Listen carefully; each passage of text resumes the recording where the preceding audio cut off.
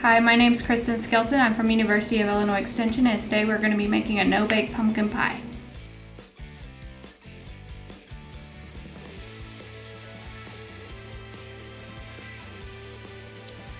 Wash hands with soap and water for 30 seconds. Mix instant pudding with milk in a large bowl. Stir until pudding is set.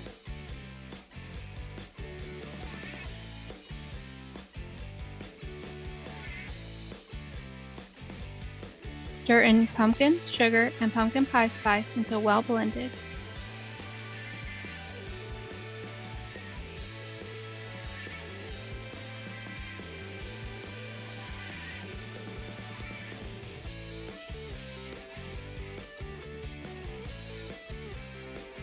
Pour into graham cracker pie crust.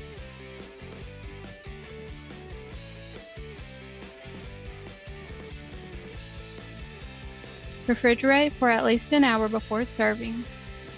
This is what the pie looks like, and it's great for holidays or just when you're looking for something sweet.